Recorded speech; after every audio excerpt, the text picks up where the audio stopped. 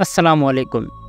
लाड़काने जे शेर खां 25 मील परे ऐं ॾोकड़ी स्टेशन खां फ़क़ति 3.5 मीलनि जे मुफ़ासिले ते हिकु वीरानो आहे जो आम तरह मोहन जो दड़ो सॾिजे थो। आर्कियोलॉजिकल खाते वारनि उन जे नाले जी माना ॼाणाई आहे त माउंट ऑफ दी डेड। हिन मां ज़ाहिर आहे त हू सम्झनि था त इहो नालो असुल में आहे मोइन जो दड़ो ऐं रुॻो चुक मां मोइन बदिरां मोहन लिखियो अथनि। सरज़मीन ते वञी को पुछा कंदो त पक थींदसि सही उचार आहे मोहन जो दड़ो ऐं के मोहिन जो दड़ो बि चवनि था। ॿिन्ही जी माना आहे मात थियलनि जो दड़ो। क़दीम ज़माने में सिंधु नदी मोहन जे दड़े वटां वहंदी हुई। हुते जो असलो को शहर सिंधु नदीअ ऐं उलहंदे नारे जे विच में हिकु ॿेटु हो। सरज़मीन जाचण सां ईअं ई सम्झण में पियो अचे त उते असुलु 5 ॿेट हुआ जे पोइ नदीअ जे उतां रुख फेराइण ऐं मथां वारीअ वरी वञण सबबु गॾिजी विया ऐं हाणे ॿेटनि जो गोया हिकु छुगो थी पिया आहिनि। हींअर उते दरा ई दरा लॻा पिया आहिनि। जे अटिकल 250 एकड़ ज़मीन जाइ वालारे बीठा आहिनि। के दड़ा 20 त के 30 फुट ऊचा आहिनि। उन्हनि जे विच में हिकु वॾो दड़ो अटिकल 70 फुट ऊचो आहे। तंहिं ते हिकु मंदरु अॼियलु हो जो केतिरनि वरियनि खां ॾठो पियो हो, पर हाणे चङी मशहूरी मिली अथसि।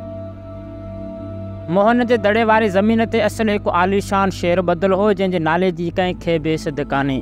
इहो शहर पोइ डही दड़ो थी पियो ऐं उते जा रहाकू मंझसि दॿिजी मरी विया। तंहिं करे मोहन जो दड़ो सॾिजण में आयो। इहो शहर कीअं तबाह थियो तंहिं बाबति किन जो चवणु आहे त सिंधु नदीअ जे सैलाब या ॿोॾनि सबबु ऐं भर वारनि जबलनि तां बरसाति जे पाणीअ जे छिरनि लहण सबबु ज़मीन दोज़ थियो। दड़े जे अंदरां जेके जायूं हींअर लधियूं आहिनि तिन में किन हंधि बाहि लॻण जा आसार बि ॾिसण में अचनि था। पर हिन तरफ़ जा रहाकू हिन वसियल शहर जे वीरान थियण बाबति आम तरह हेठियां ई ॻाल्हि कनि था। सूमरनि जे साहिबीअ में दिलोराय नाले हिकु राजा थी गुज़रियो आहे जंहिं केतिरा ई कलोर कया हुआ।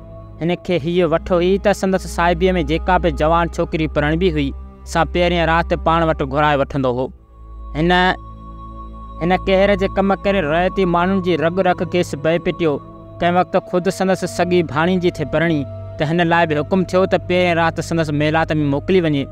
उन ते भेणसि ॻिचीअ में कपिड़ो पाए वञी पेरनि ते किरियसि ऐं हथ ॿधी लीलाए चयाईंसि त मुंहिंजी आंडे ॼाए खे पंहिंजी न्याणी सम्झी संदसि सत न बगड़ायो। पर ही मादे महणू की न मुड़ियो। हू पंहिंजी ॻाल्हि ते होॾ ॿधी वेही रहियो। माउ धीउ ॿिन्ही लुसाटजी वियूं ऐं ओछंगारूं ॾेई ज़ारो ज़ार रोअणु लॻियूं। सच चयो अथनि त आ ग़रीबा कहर खुदाई। हिननि अबुलाण जी आ अर्श ताईं पहुती त ॾिसो कादर जी कुदरत जो दिलो राय जे बिछड़ी मुराद पूरी थियण खां अॻु ई अहिड़ो सख़्तु तूफ़ान लॻो जंहिं धरती ऐं आसमान गॾिजी हिकु करे छॾिया। ओॾी महिल औरकूं बि अहिड़ियूं वसियूं जे न कंहिं ॾिठियूं न ॿुधियूं। ओचितो शहर जे मथां विझ किरी धरती धबी जंहिं करे दिलो राय जे नगरी ब्राह्मण आबाद नास थी वई ऐं ॿिया केतिरा वसियल शहर जे संदसि साहिबीअ में भले भले हुआ से सभु वीरान थी विया।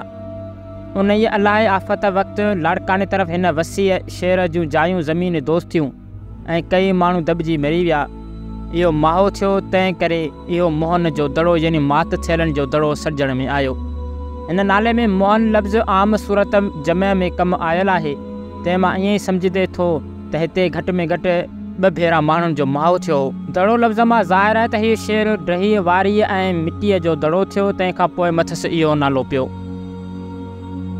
त इंशाअल्लाह उमेद आहे त हीअ मुख़्तसर तारीख़ अवां सॼणनि खे ज़रूरु पसंदि आई हूंदी। त वीडियो खे लाइक कयो ऐं असांजे यूट्यूब चैनल खे ज़रूरु सब्सक्राइब कयो। त मिलंदासीं अहिड़ी दिलचस्प हिस्ट्रिकल वीडियो में। तेसिताईं असांखे ॾियो इजाज़त। अल्लाह हाफ़िज़।